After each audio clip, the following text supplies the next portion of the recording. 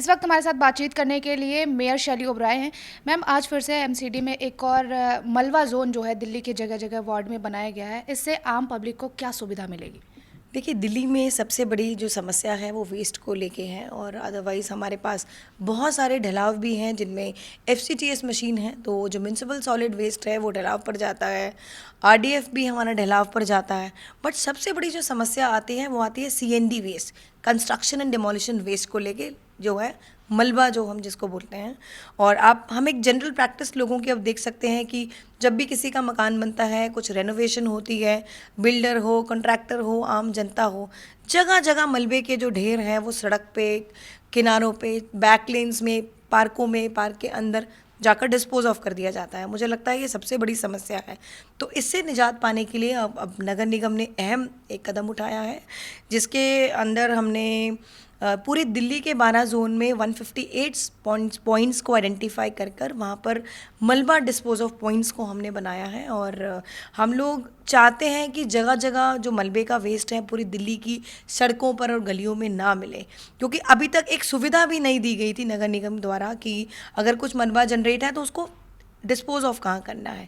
तो दिल्ली की जनता को हमने अब ये पॉइंट्स आइडेंटिफाई करके हम लोग प्रोवाइड करेंगे। और जनरली ये जो पॉइंट्स हैं, जो हमारा एमसीडी का ऑफिस होता है, local office, JE maintenance store, उसी के कॉम्प्लेक्स के अंडर हम इसको पॉइंट्स को बनाएंगे। और ये भी ध्यान रखा जाएगा कि जब भी मलबा जनरेट होता है तो मिट्टी उड़ती है, धूल उड़ती है, डस्ट उड़ती है, तो 20 से 25 फीट लंबी हम शीट्स इन पॉइंट्स पर लगाएंगे कि जब भी ट्रक जब उसको लोड या अनलोड करता है मलबे को, तो धूल ना उड़े, क्योंकि आसपास के इलाके में जो लोग रहने वाले हैं उनको कोई समस्या का ना सामना करना पड़े, क्योंकि हर तरह के लोग आसपास रहते हैं। कुछ मरीज़ भी होंगे, दमे के मरीज़ होंगे, जिनको ब्रीदिंग इश्यूज़ होंगे, और कुछ हमारे 50% जो पॉइंट्स हैं उनमें हम वाटर स्प्रिंकलर्स का भी इस्तेमाल करेंगे, ताकि जब भी लोड या अनलोड हो उन पे पानी का छिड़काव पहले होगा ताकि धूल ना उड़े। तो प्रदूषण को भी ध्यान में रखते हुए इन पॉइंट्स को आइडेंटिफाई करके बनाया जा रहा है।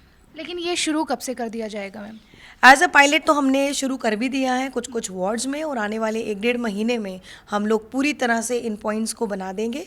और दिल्ली की जनता को मैं अपील करती हूँ, और दिल्ली की जनता से ये मैं एक्सपेक्ट भी करती हूँ, आशा भी करती हूँ कि अब जब ऐसे पॉइंट्स बन जाएंगे तो जगह जगह ऐसे मलबे को ना फेंका जाए। और सबसे बड़ी बात होगी, ना तो ये मलबा ढलाव पर फिर जाएगा, ना ही ये मलबा फिर जाएगा लैंडफिल पे, कूड़े के पहाड़ पे, क्योंकि जनरली कूड़े के पहाड़ पे मिक्स वेस्ट जाता है, जिसमें प्लास्टिक वेस्ट, मलबा, mix solid waste, municipal solid waste सब जाता है। तो फिर उसको अलग करके फिर हम सीएनडी प्लांट में भेजते थे। पर अब जब पहले से ही सीएनडी वेस्ट जब हमारा अलग हो जाएगा, सेग्रीगेट हो जाएगा, तो एक वेस्ट सेग्रीगेशन की जो प्रॉब्लम है वो भी सॉल्व हो जाएगी, और सीधा फिर इन पॉइंट से ट्रक इकट्ठा करके इस मलबे को सीएनडी प्लांट में डिस्पोज ऑफ करेगा, वहाँ जाके रिसाइकिल होगा। एक आखिरी सवाल, दिल्ली में डेंगू के केसेस बढ़ रहे हैं, तो इसके लिए अब एमसीडी का क्या कुछ प्लान है? देखिए, इस बार दिल्ली में बाढ़ जैसी स्थिति थी और हमें लग रहा था कि बहुत सारे केसेस आएंगे, बट स्थिति कंट्रोल में है। ऐसे दिल्ली की जनता को डरने की ज़रूरत नहीं है, क्योंकि जिस हिसाब से उम्मीद की जा रही थी उस हिसाब से केसेस नहीं है इतने ज़्यादा। और पब्लिक हेल्थ डिपार्टमेंट जो हमारा एमसीडी का है पूरी तरह से अपनी ड्यूटी को निभाने में लगा है, अपनी जिम्मेदारी को समझते हुए। जगह जगह हमारे मॉस्किटो ब्रीडिंग को चेक किया जा रहा है, डीबीसी वर्कर्स द्वारा मलेरिया इंस्पेक्टर अपनी ड्यूटी निभा रहे हैं, एंटी लार्वा दवाइयों का छिड़काव हो रहा है, फॉगिंग हो रही है।